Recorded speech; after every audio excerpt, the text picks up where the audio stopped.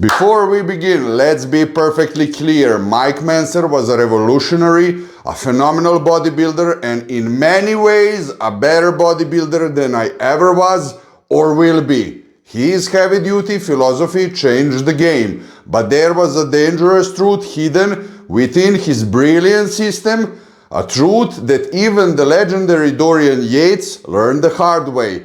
There is 4 critical lessons that separate Mentzer genius from a one-way ticket to injury. And that's the focus of today's episode. By the way, my name is Boris Kish. I'm a fully licensed IFBB fitness coach and a professional nutritionist. I'm a super heavyweight bodybuilding competitor in the category over 100 kilograms, that is over 220 pounds on stage. I'm 6'4" tall, that's 193 centimeters. Welcome to my channel. Lesson number 1, the Mentzer's philosophy, a revolution in logic. Now listen, for decades, the bodybuilding world ran on a simple mantra.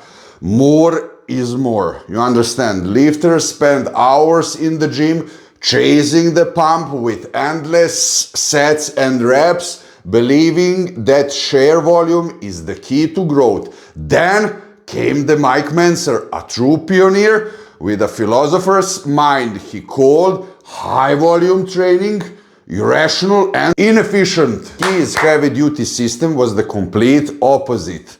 Mentzer argued that workouts should be brutally short, brutally infrequent, and build on a foundation of pure, unadulterated intensity. He treated bodybuilding like a science. The goal wasn't to annihilate the muscle for hours, but to do one thing: provide a stimulus intense enough to trigger the growth mechanism, and then get out of the gym to let the body do its real work, recovering and growing. Now I'm curious, how do you train? Are you following a HIIT style program like Mike Mentzer's, or are you more of a high volume lifter like Serge Nubret? Drop it in the comments below. I like to see where you guys stand and how it's been working for you. There is no right or wrong here. It's all about finding what keeps you consistent, strong and motivated. Lesson number 2, the genius of heavy duty. So why was the radical idea so effective? The genius of the heavy-duty system, it is to focus on 2 fundamental biological facts. You understand? First, the primary trigger for muscle growth is intensity. Mentzer defined intensity as pushing muscle to its absolute momentary limit, so to the point of failure. That final all-out effort on a set is what signals the body that it must adapt by becoming bigger and stronger. Piling on extra sets after that point, he argued, doesn't simulate more growth, it just digs a deeper recovery hole. Second, and it's just as important, is recovery. Growth doesn't happen in the gym, it happens when you're resting. Advocating for very brief workouts and several days of rests, Mentzer's system allows the muscles, joints and central nervous system, CNS, you understand, the time they desperately need to repair and overcompensate. For many lifters, this means less joint pain, more consistent strength gains, and better overall progress while spending far less time in training. But here is something I learned after 25 years under the iron. Recovery is not just about resting until you feel good. Again, do you understand? I mean, physiologically, a muscle needs roughly 3 days to repair the tissue damage caused by intense training, you understand? And about 2 additional days for a supercompensation to build more. You know, that rebound effect where the muscle actually gets stronger. That is where I agree with Mike completely, okay? Where I disagree is the idea of training a muscle only once every 5 or 6 days.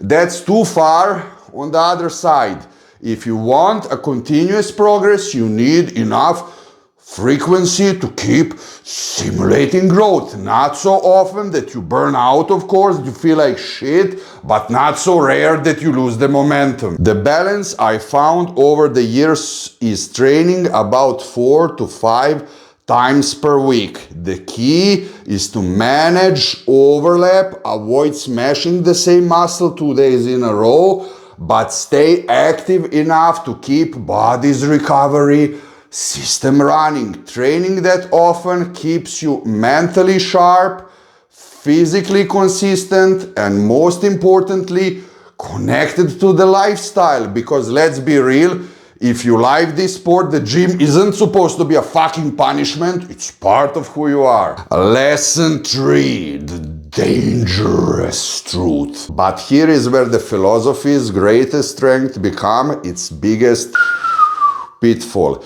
The absolute demand for 100% intensity, 100% all of the time. Mentzer preached training to momentary muscular failure on every single working set. That his most famous follower, 6-time Mr. Olympia Dorian Yates, took this to an absolute extreme. And I want to say Dorian is one of my bodybuilding heroes. You know, I like Dorian a lot and I respect Dorian a lot, and I don't think that there was any white bodybuilder better than him on the stage. Yates built one of the most dominant physiques in the history using this brutal low volume style. I mean, I simply love his blood and guts video, who doesn't? However, his career was also famously cut shortened by severe career-ending injuries, including torn biceps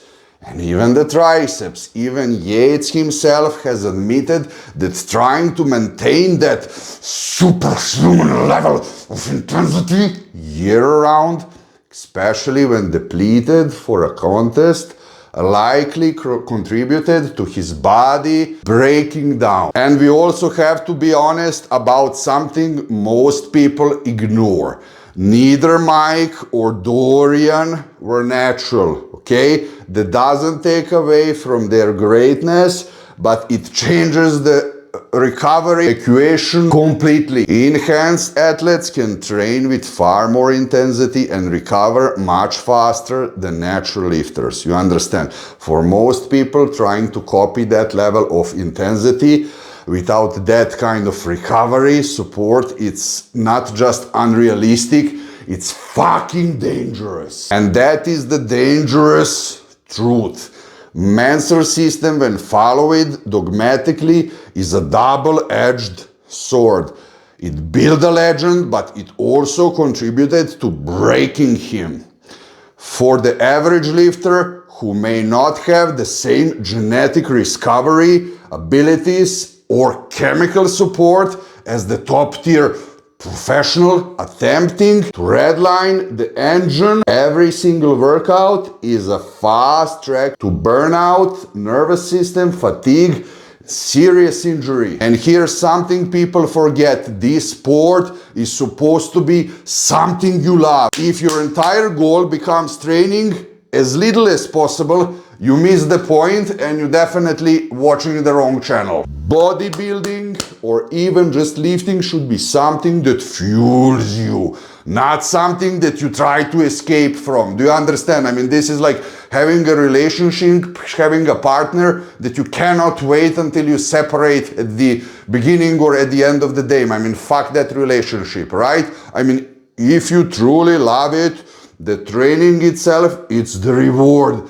not the results only in the mirror. And if you found this helpful, do me a favor and hit that like and subscribe button for more real, no bullshit fitness advice. Lesson number 4 is the one lesson for your training. So what's the single most important lesson for any lifter can take from this? It is intensity is a necessary tool, not a dogma. The genius of Mike Mentzer was not a command that you must go to failure on every set, like your life depends on it.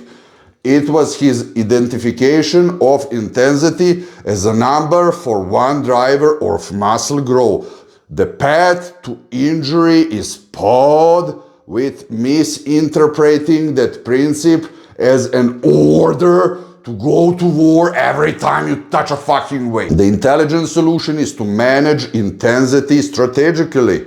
You don't redline your car's engine everywhere you drive, so you don't train at your absolute limit every single session. Use a high-intensity techniques like training to failure, but periodize them. You understand? Schedule sessions of weeks where you leave a rep or two in the tank. This gives your joints, crucially your central nervous system, a break, allowing for long-term sustainable progress. The key to a lifetime of growth is the intelligent balance of pushing hard and recover harder. For the average lifter, a guy with a job, a family, a real life stress, the key is a balance. Push yourself, yes, but train in a way that you can sustain for years, not weeks. The gym should complement your life, not consume it. And remember, it's better to train consistently at 90%, even 80% effort than to go all out for a month and then crash. Therefore, the final conclusion is Mike Mentzer was a true visionary whose ideas were ahead of its time. There's no doubt about it. His core principles, prioritizing intensity and respecting recovery, should be the foundation of any logical training program. But following his system blindly like an idiot is a mistake. The goal is not to train exactly like Mike Mentzer or Dorian Yates. The goal is for you to learn from their triumphs and also their mistakes. Take the principles, embrace your logic, but apply it all with wisdom, as I'm pretty sure that you have because you're smart. Listen to your body, train hard, but more importantly, train smart. Build the best version of yourself for a lifetime that you deserve. And if you want to learn what's the best natural sleeping stack for optimal muscle growth while you sleep, click on this video here and I'll see you there.